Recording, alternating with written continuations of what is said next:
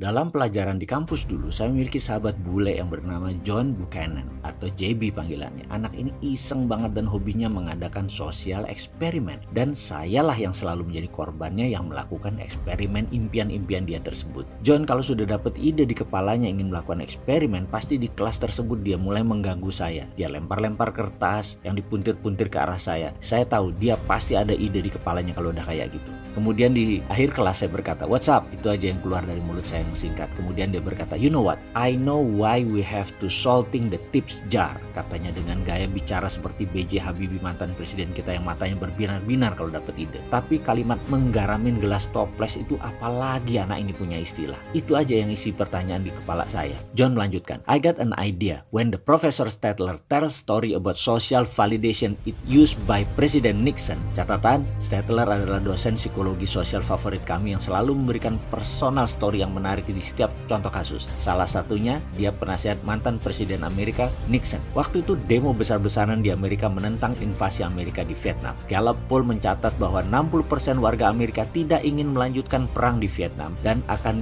diadakan referendum di mana masyarakat akan mengambil pendapat dengan voting suara menentang Nixon. Sehari sebelum hari H referendum tersebut, Nixon berbicara di TV nasional. Dia menggunakan istilah social validation. Nixon memberi kata demikian, "Terima kasih kepada great fellow American yang memilih silent dan tidak berkoar-koar demo di depan umum selama ini. Besok saya akan memanggil Anda untuk melakukan referendum. Suara Anda menentukan apakah kita akan melanjutkan perang di Vietnam melawan komunis atau kita pulang dengan kekalahan." Kata-kata great fellow American dan silent majority adalah memanipulasi otak pemirsa bahwa iya juga ya, yang berkoar-koar adalah pecundang yang sedikit. Mereka screaming minoritas sebenarnya. Anda pasti tahu kelanjutan ceritanya di mana hasil referendum tersebut ternyata 77% setuju rakyat Amerika berperang di Vietnam dan dilanjutkan. Nixon menang. Itulah keputusan seorang berdasarkan kepopuleran pendapat umum.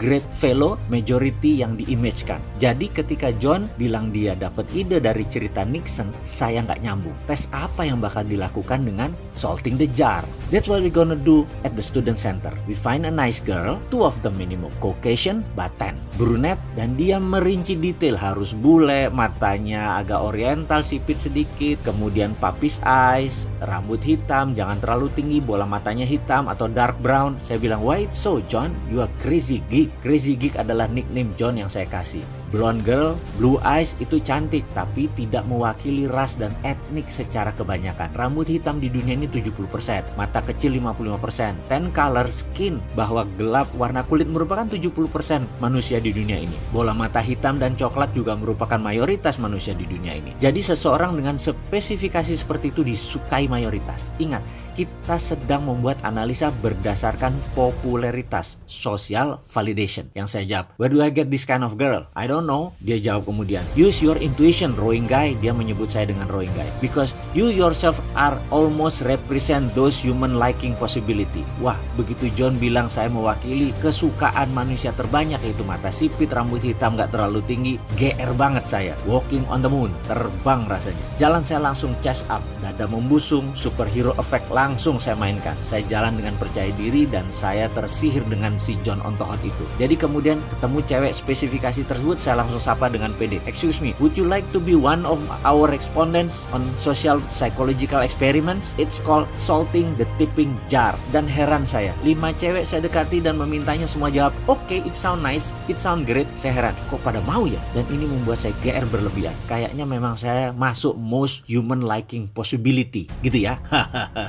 Kemudian hari saya baru tahu yang menghipnotis mereka cewek-cewek itu adalah kata-kata yang gak umum, nggaremin toples, bukan efek saya. Wah, sem tenan. By the way, kita lanjut. Di hari H eksperimen, cewek tadi disuruh stand still, berdiri diam saja dan tersenyum. Di depannya ada jar atau toples dan di belakangnya ada spanduk lingkungan hidup. Dan saya John menyapa orang yang lewat. Kita bertanya pada yang lewat, "Hai, mohon waktu sebentar, kami mohon bantuan Anda. Gadis cantik ini sedang mengumpulkan dana fundraising untuk lingkungan. Kira-kira menurut Anda, orang-orang akan menyumbang berapa yang pantas ke dalam jar toples ini?" Mereka menjawab, $1. Lalu yang lain lain $2, yang lainnya 50 sen, $1, a bucks, dan nickel, begitu selanjutnya. Lalu John ganti jar toplesnya dan kami memberikan pertanyaan yang sama. Kira-kira berapa donasi yang akan diberikan oleh orang untuk membantu gadis ini mengumpulkan dana sumbangan untuk lingkungan hidup? Yang dijawab oleh responden berikutnya, maybe $50, $10, $20, dan begitu seterusnya. Survei 3 jam bagi John cukup, apalagi buat saya. Lalu, mengapa ada 2 jawaban berbeda dari 2 jar berbeda? Kehadiran gadis cantik tadi membuat responden mau dan berhenti jalan dan melaksanakan survei. Wajah cantik gadis tadi membuat fokus mata orang ke gadis tersebut. Itu semua adalah gimmick. Dalam toples John yang pertama diisi koin receh 1 sen, penny, nikel, sen-senan. Yang paling besar hanya koin $1.